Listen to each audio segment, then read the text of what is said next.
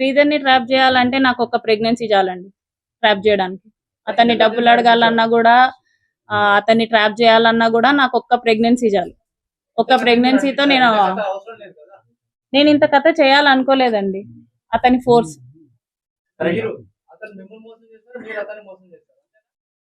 మోసం అని నేను ఎక్కడ చెప్పలేదు. మాట్లాడడం మానేసింది అతనండి. నేను మోసం చేయాలనుకుంటే నేను మాట్లాడడం మానేసేదాన్ని. ఏం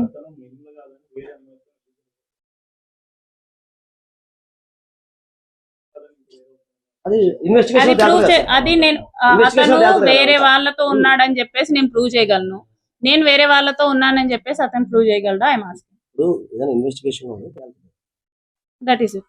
సరే, ఇప్పుడు మీరు ఏం డిమాండ్ చేస్తున్నారండి? ఎందుకంటే ఇప్పుడు మీరు ఎలాగో పెళ్లి చేసుకోరు, ఆయన ఎలాగో కేసులు ఎదుర్కొంటున్నాడు, సభ్య కమిటీ ముందుకు వెళ్ళాడు. నెక్స్ట్ స్టెప్ ఏంటి? మీరు ఏం చేయబోతున్నారు? లీగల్ గా ఏ పనిష్మెంట్ కి డిజర్వ్ అయితే అదండి. అతను ప్రెసెంట్ ఎవరైతే మీ ప్రీవియస్ గానే మీరు బద్వేలు పోలీస్ స్టేషన్ లో వాటికి సంబంధించి ఏం చెప్తారు?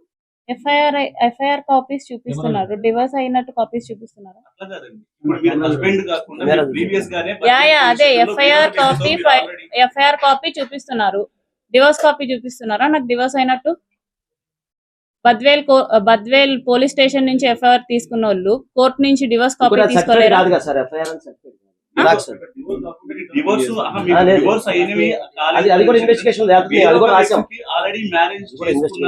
లేదండి, ఎఫ్ఐఆర్ సర్టిఫైడ్ చేసుకొని మీరు చూపించేది ఎఫ్ఐఆర్ ఇది. అప్పుడు అది 2018 ఎఫ్ఐఆర్. అప్పుడు ఆన్లైన్ లో లేదు, ఇది ఆన్లైన్ దొరుకుతుంది. ఇప్పుడు నీకు ఆన్లైన్ లింక్ పంపిస్తే ఇప్పుడు పంపిస్తుంది. అది 2018 ఎఫ్ఐఆర్ నేను చూశాను. 2018 ఎఫ్ఐఆర్ అంటే చట్ట ప్రకారం చూసుకుని 8 years దాటిపోయింది. ఇప్పుడు మీ ఇష్యూలో ఒక వైసీపీ నాయకుడు వచ్చారు. అతను ఎందుకు లా అనే పేరుతోటి దూషించి, లేకపోతే నన్ను అనండి, లేకపోతే అతను అనండి, ఇంత కాంట్రవర్షియల్ ఎందుకు క్రియేట్ చేస్తుంది? ఎవరండి? మీ శ్రీధర్ మీ మధ్యలో ఒక వైసీపీ నాయకుడు వస్తే అతను కూడా మీరు లా అని తిడతా ఉన్నారు. వైసీపీ నాయకుడు ఎవరు వచ్చారండి? సంథింగ్ ఒక పర్సన్ మధ్యలో నిలబడి మాట్లాడుతుంది. నిన్న మీరు రిలీజ్ చేసిన వీడియో. నేను అతన్ని కాదండి, నేను తాతంశెట్టి నాగేంద్రని తిట్టింది. తాతంశెట్టి నాగేంద్ర గారు చెప్పినట్టు మల్టిపుల్ ఎఫ్ఐఆర్స్ ఉన్నాయని చెప్పి ఆయన చెప్పిన ఏదైతే ఆరోపణలు ఉన్నాయో వాటికి తగ్గట్టుగానే మీరు ఇచ్చినటువంటి కంప్లైంట్ కాపీలో కూడా ఆల్రెడీ ఒక వ్యక్తితో పెళ్ళైందనే విషయానికి సంబంధించి బద్వేల్ పిఎస్ లో మీరు కంప్లైంట్ చేసిన విషయం కూడా ఉంది. మీరు భర్త కాకంటే ముందుగానే మీరు వేరే వాళ్ళని పెళ్లి చేసుకున్నారనే మాట మీరు ఖండిస్తున్నారా లేదా ఉన్న విషయం అడుగుతున్నాం మేము. ఖండిస్తున్నానండి, ఖండిస్తున్నా. మరి ఆ కంప్లైంట్ కాపీ అనేది మీరు చేసింది కదా అక్కడ బద్వేల్ పోలీస్ స్టేషన్ లో మీరు కంప్లైంట్? నేను కంప్లైంట్ ఇవ్వలేదు కదా, నిన్న ఇచ్చింది ఈ కంప్లైంట్. సర్టిఫైడ్ కాపీస్ కాదు అది. ఒకటే పెళ్లి అయిందండి, మా హస్బెండ్ తో అయింది.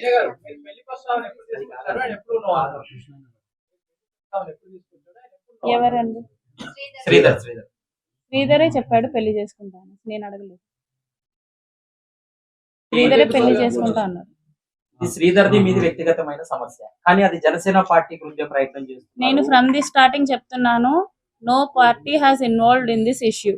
This is purely personal. నేను ప్రతి వీడియోలో చేసింది ఇదే. మీ అందరికి దయవంచి అడుగుతున్నాను, don't make it politics. It is purely personal. Politics has already entered, madam. Already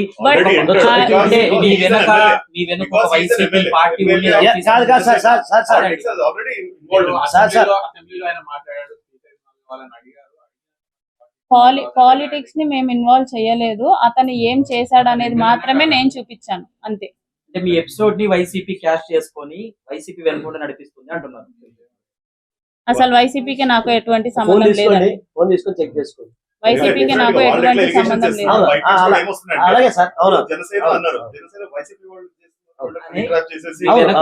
లేదండి, అలాంటిది లేదు సార్. నా ఫోన్ మొన్న కూడా చెప్పాను, డైరెక్ట్ ఒక ఛానల్ చెప్పా, పేరు చెప్పకూడదు. వాళ్ళకి సంబంధించిన ప్రో ఛానల్ లోనే మేము ఫస్ట్ మొట్టమొదటిసారి ఇంటర్వ్యూ ఇచ్చినప్పుడు ఆ రోజు కూడా చెప్పా, నా ఫోన్ ఆ ఫోన్ తీసుకుని మీ దగ్గర పెట్టుకుందాం, మీరు ఎవరైనా రండి, ఓపెన్ గా చూద్దాం. ఏదో నమ్మలేని నిజాలు బయట పెడతారన్నారు. నమ్మలేని నిజాలంటూ సాక్ష్యాలంటే ఏం చూపెట్టలేదు. ఏదో చూపిస్తాను అందరిని పిలిచారు. ఏంటి నమ్మలేని నిజాలు ఏంటి, ఆ సాక్ష్యాలు ఏంటి చూపెట్టాడు. మరిన్ని ఆధారాలు చూపిస్తున్నారు, ఒక్క ఆధారం కూడా చూపెట్టలేదు. ఏంటి అది చూపెట్టాడు. మేమాత్రం ఈగరం మేము కూడా వెయిట్ చేస్తాం. ప్రెస్ మీట్ అవ్వగానే రిలీజ్ అవుతాయండి వీడియోస్. రేపు ఒక్క రోజు ఒక చిన్నది అనుకో, రేపు హైకోర్టులో ఆర్గ్యుమెంట్ అంటే సడన్ గా యాక్చువల్ నేను 2 days తర్వాత వస్తాను అనుకున్నా. ఇప్పుడు మాకు మార్నింగ్ ఫోన్ చేస్తే రేపు లిస్ట్ అయింది.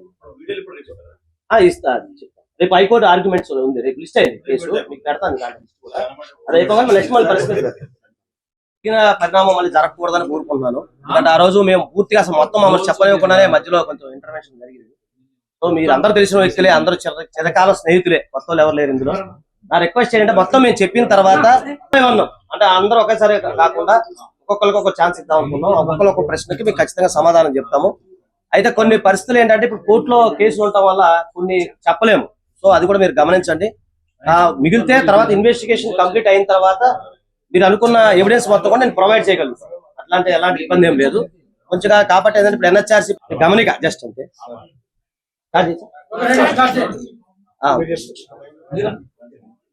ముందుగా అందరికీ నమస్కారం. ఎందుకంటే ఇక్కడ విచ్చేసిన మన మిత్రులందరికీ కూడా, అలాగే తెలుగు రాష్ట్ర ప్రజలందరికీ పేరు పేరున ధన్యవాదాలు. ముఖ్యంగా ఈ రోజు మేము చేసిన పోరాటంలో ఒక మైల్ స్టోన్ అనేది జరిగింది. సో అది కూడా మొత్తం కూడా మీ యొక్క ఆశీర్వాద బలంతోనే సాధించామని మేము అనుకుంటున్నాం. సో ఈ రోజు ముఖ్యంగా ఈ ప్రెస్ మీట్ పెట్టడానికి గల కారణాలు ఏంటంటే, మొన్న జరిగిన ఘటన ఏదైతే ఉందో ఆ రోజు ఏంటంటే 2 విషయాలు జరిగినాయి. ఒకటి కొద్దిగా అస్తవ్యస్తంగా జరగటం, రెండోది ఈమెకి స్టార్టింగ్ లోనే ఆ రోజు మైకులు సడన్ గా మైక్ ముందు రావటం కొంత కన్ఫ్యూజ్, అలాగే జర్నీ వల్ల. ఇంకోటి మీ అందరూ చూసారు లైవ్ లో, ఆ రోజు ఏంటంటే థ్రోట్ ఒకటి ఇన్ఫెక్షన్ ఒకటి రావటం వల్ల కొన్ని చెప్పలేకపోయారు. సో అప్పుడు కూడా మేము మొత్తం ప్రిపేర్ అయ్యి సిద్ధంగానే ఉన్నాం. కాకపోతే 1 by 1 క్వశ్చన్ల వల్ల కొంచెం మేము కన్ఫ్యూజ్ అయ్యి కొన్ని చెప్పలేకపోయాము. దానివల్ల కొంతమందికి మిస్అండర్స్టాండింగ్ జరిగింది.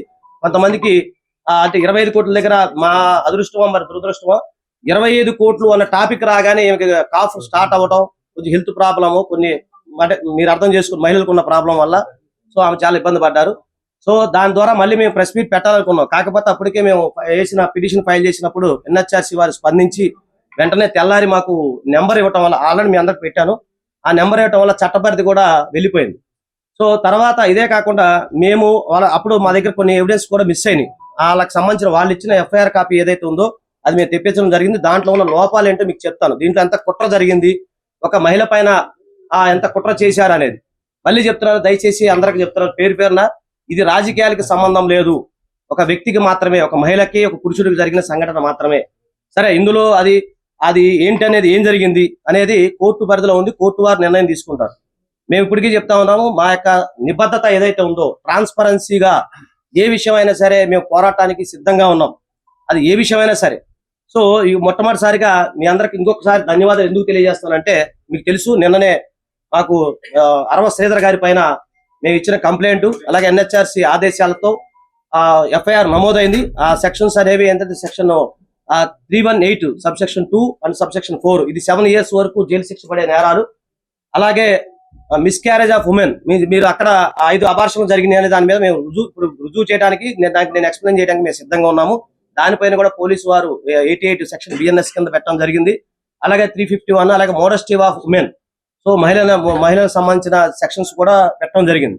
సో దానికి సంబంధించిన చాలా మంది ఏఏ గానీ డీప్ సీక్ అని చెప్పి చాలా మంది చెప్తా ఉన్నారు. సో అవన్నీ కూడా కాదు, అవి ఒరిజినల్ అని చెప్పేసి మీరు దానికి సంబంధించిన డివైస్ కానీ, అలాగే దానికి సంబంధించిన 65B ఏదైతే ఉందో దానికి ఏదైతే 65B కింద మేము దాన్ని సర్టిఫై చేసి మేము కోర్టు వారికి సబ్మిట్ చేయడానికి మేము సిద్ధంగా ఉన్నాం.